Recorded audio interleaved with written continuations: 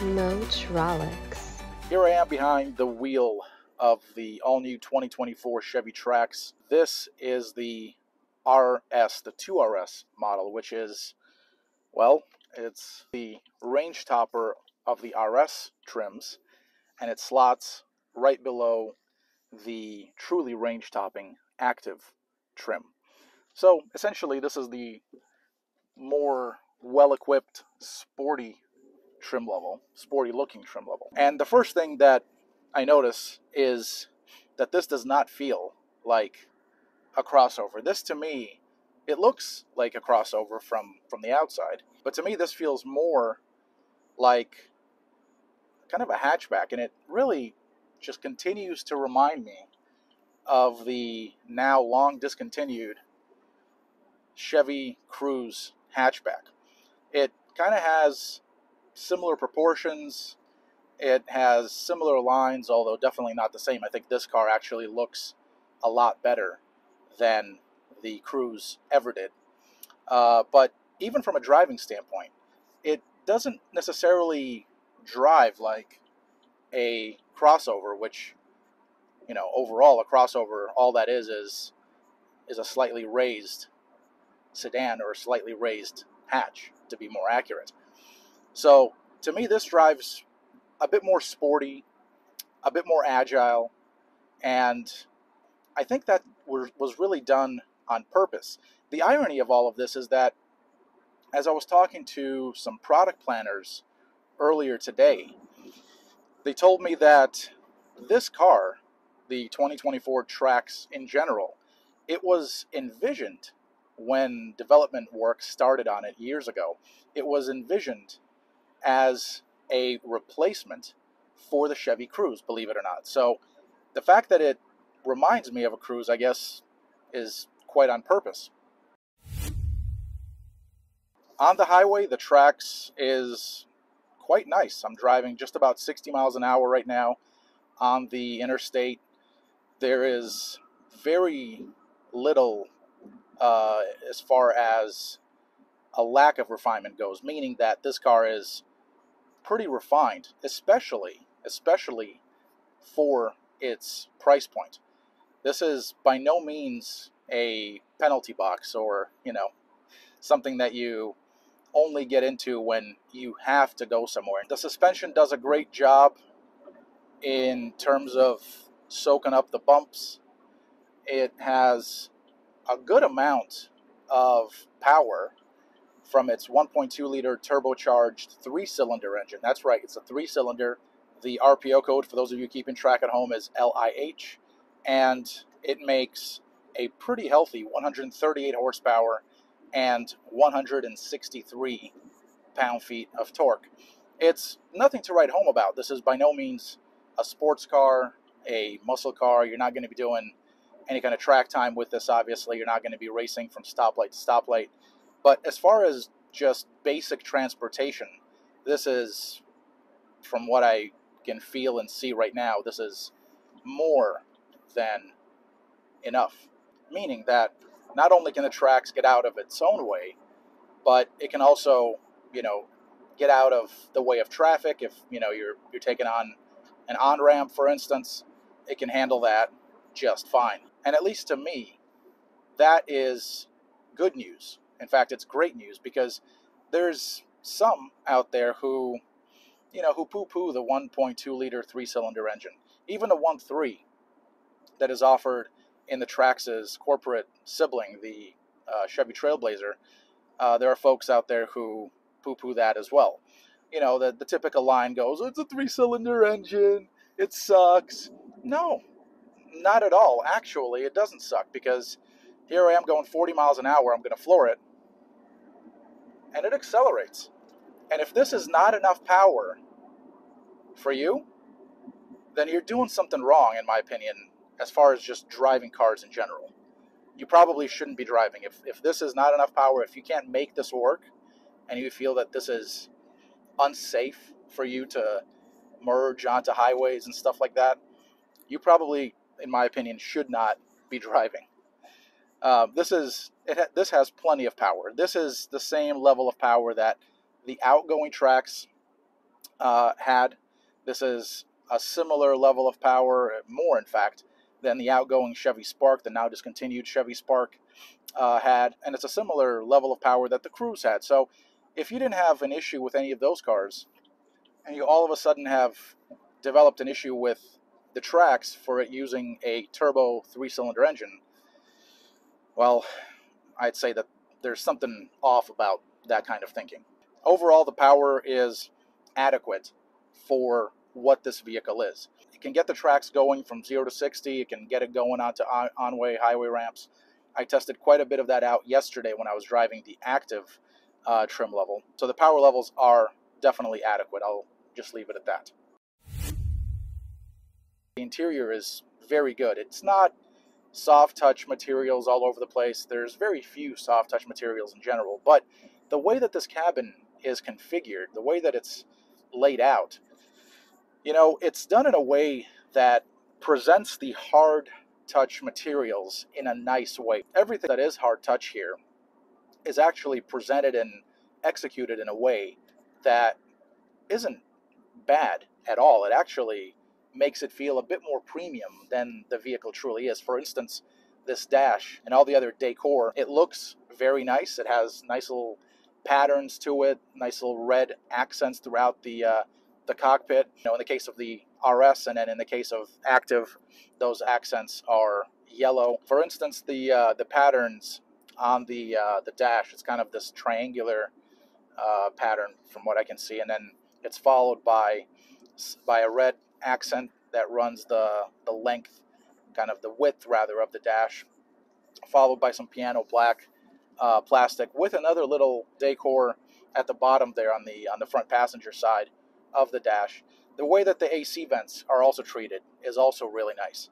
And then the steering wheel, I love this steering wheel. It has, first, it's leather wrapped from what I can tell, and it also has these little perforations between the 7 and 11 o'clock marks, as well as roughly the 1 and the 5. Then there's also the red stitching that's found throughout the steering wheel, and then this is the GM corporate steering wheel used on small and compact models, and it's a really nice wheel to begin with. Just, you know, the starting point of the steering wheel is nice, but then beyond that, the actual execution of this with these little perforations, it just makes this vehicle feel quite a bit more premium than, like I said, than it actually is, which is exactly what should happen in a vehicle like this.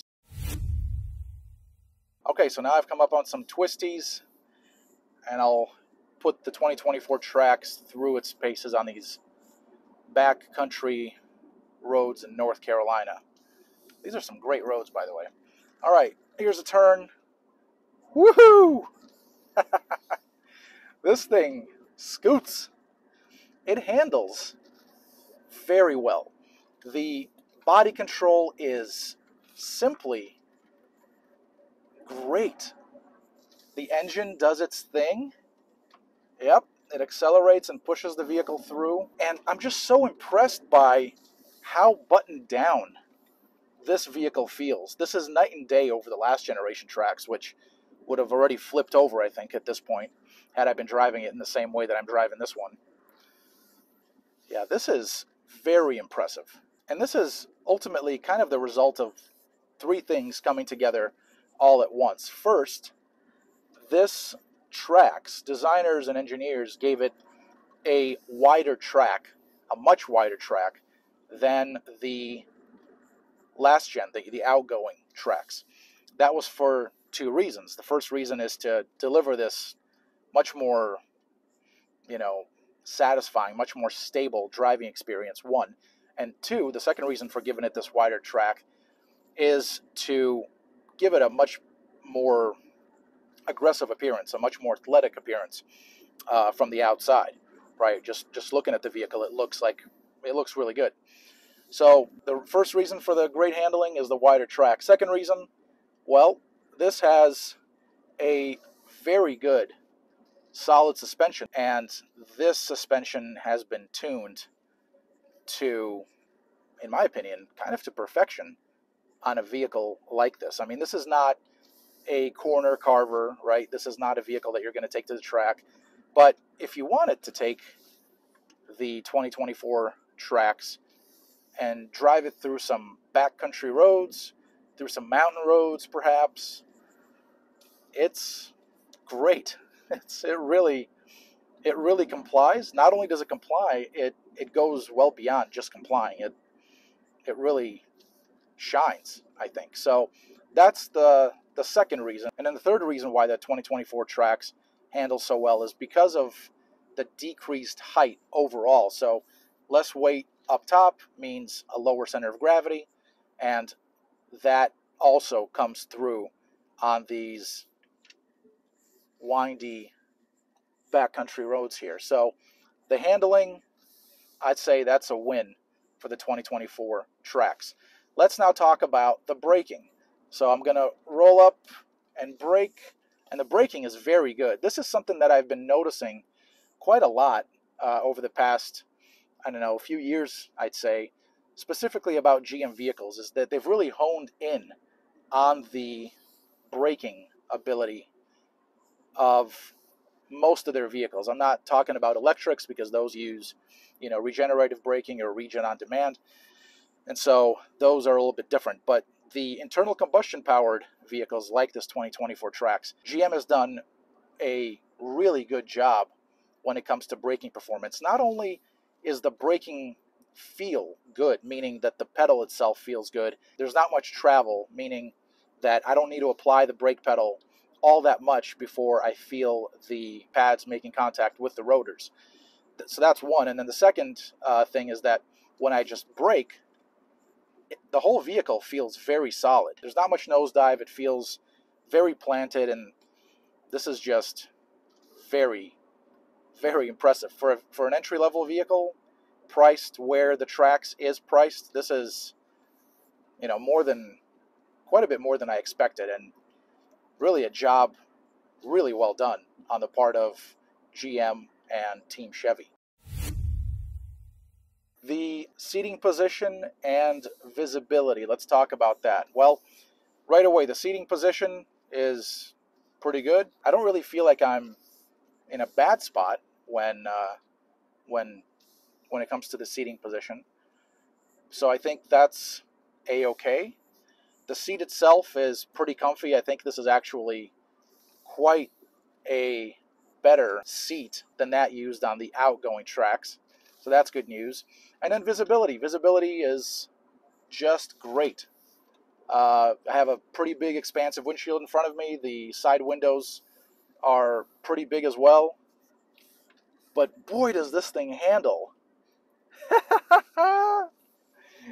This GMC Sierra AT4 is, I keep slowing down to allow some space between myself and the truck, and then I keep catching up to him. So you can probably already tell just how good of a handler the 2024 Trax is. And this is quite important because this characteristic, the handling characteristic, it was not really there for the last gen Trax. The last gen model, it was kind of goofy looking, right? Second, the ride was actually pretty good overall in it, but the problem was that it wasn't all that dynamic because it was so tall and so stubby. It didn't really have the best, chops to be a great handler. By comparison, this all-new 2024 Trax, it's a whole different animal, and it is, boy, is it great in the handling department. The ride itself, well, maybe this isn't the best place to judge that just because we're probably on one of the smoothest roads in the state of North Carolina right now. I have not seen nor passed a single major imperfection in the road just yet.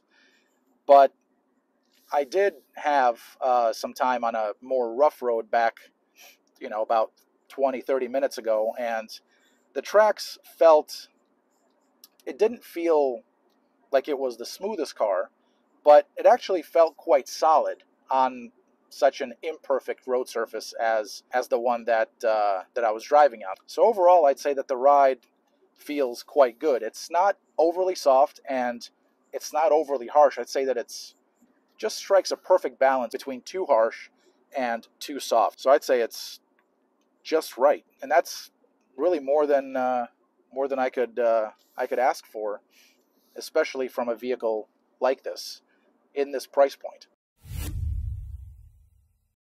I'm still bewildered. I've got to say, I'm just bewildered by the handling in the 2024 Trax. It's just, look at, I'm taking all of these twisties with really very little mercy to the car and everything. There's just the handling alone. There's very little body roll. The braking is superb.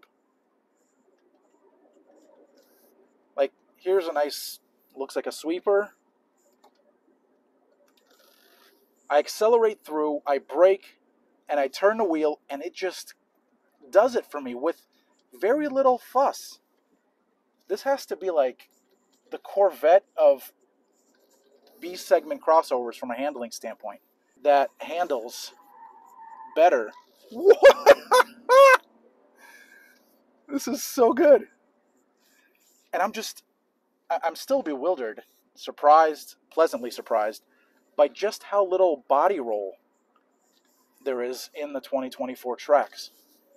This thing is just, it just complies. And it doesn't make a big deal about it. And that's just one more feather in the Trax's cap. Because just the amount of driving confidence that this vehicle delivers, it is significant. It's truly significant. If only Chevy could fix, address, change, upgrade this armrest here, I would be a 100% satisfied customer. I would be completely and totally satisfied. You know how you get those surveys and you mark completely satisfied? Are you completely satisfied? I would be completely satisfied. As it stands right now, I'm very satisfied, but I imagine that just the material here on the outboard armrest is it's not gonna play well with long trips. You know, if you spend more than 30 minutes at a time in this vehicle, it probably will not, play well with the elbow bone that's resting on it. But that's just me. I mean, I have kind of bony elbows, so maybe that's something that's unique to me. So I just spoke to some of the members of the engineering team of the 2024 Trax, and I really had to ask them, how did they make this vehicle drive and corner so well? And there are really three things that go into it. First is the foundation, the architecture. This is the VSSF architecture, essentially GM's 9B variant of the VSSF architecture that also underpins the 2021 and newer Chevy Trailblazer. And so that solid foundation is already very important. And, they have all the things that they really need from an integration standpoint, from an architectural standpoint, and from a construction standpoint to deliver a very solid unibody architecture. So that's really the foundation upon which the 2024 Trax is built. Second is the track. They really made it a point to push the wheels out as far to the corners as possible, both lengthwise and widthwise. So the track here and the longer wheelbase play a significant role in enabling the 2024 Trax to corner like it's on rails. And third are the tires. This 2RS model that I've been driving thus far today, it rides on a set of 19-inch wheels with low-profile tires with little sidewall, 245/45 R19 Continental tires. The tire is not your run-of-the-mill Continental tire. It's not just an off-the-shelf tire. It was actually developed in conjunction with GM and Continental with a specific compound. So those are the three things that contribute to the 2024 Trax, specifically the 2RS model, being able to handle and corner so very well. And then when you're not pushing the 2024 Trax, when you're not driving it like you stole it, and you want to have just a nice, calm drive, then it is more than happy and more than capable of delivering that as well. The ride itself, again, when not being pushed, it's calm, collected, I'd say even refined. There's not much noise coming into the cabin, whether it's from tires or the outside world, like, say, wind noise or, noise from other vehicles. So this is a very pleasant vehicle, and it can be quite an athletic vehicle. I mean, it won't be the fastest, but when I'm talking about athleticism as it relates to the Trax, I'm talking about its actual ability to corner, to handle. In that regard, this thing is simply a winner. And then you add in the fact that this has a 5-passenger seating capacity. You add in the fact that it's got a relatively sizable trunk. You add in the fact that the rear seats can be folded flat, and they are also 60/40 split folding. You add in all of these things, and this is quite an impressive entry-level vehicle. I really do think that the 2024 Trax will be a major hit for Chevy. I think they'll sell every single one they'll build, and there will be waiting lists for this car. And I think so for a few reasons. First, this thing looks great. The exterior design is a home run, especially for a segment that has goofball-looking cars like, I don't know, the Hyundai Kona, for instance, or, should I mention the Kia Soul? I mean, you're essentially competing against vehicles that look kind of like hamster mobiles, right? And this looks nothing like a hamster mobile. So based on exterior design alone, this thing is already very attractive. And then you add in the massive amounts of value here, the massive amounts of technology that's either standard or available, including the adaptive driving assistance, the displays, CarPlay, Android Auto, both can be done wirelessly. And so you add in the technology, the fact that the cabin is spacious and comfortable. Did I also mention that it has a flat floor in the second row? It's completely flat. It's like an EV almost. And in fact, not even almost. It really is like an EV, even though it's obviously not. You have a healthy amount of power on tap as well. And then the handling. Boy, the handling. This thing, I haven't driven every single vehicle in this segment, but I would bet that the 2024 Trax is one of the best, if not the best, handling vehicles in its competitive bracket. This thing just scoots. So it looks good. It's got a great interior, great levels of tech. It drives well. It handles well. It's quite refined with good noise, vibration, and harshness levels. I really don't know what else anyone could ask for, especially at this price point. There, I'll just leave it at that. I think the 2024 Trax, it improves exponentially, substantially over the last generation Trax, 1. And 2, I finally think that it gives Chevy a really solid competitive entry into the entry-level B crossover segment space. And I think, like I said, this thing is going to be an absolute home run. There will be people lining up outside of Chevy dealers, wait lists, etc. MOTROLIX.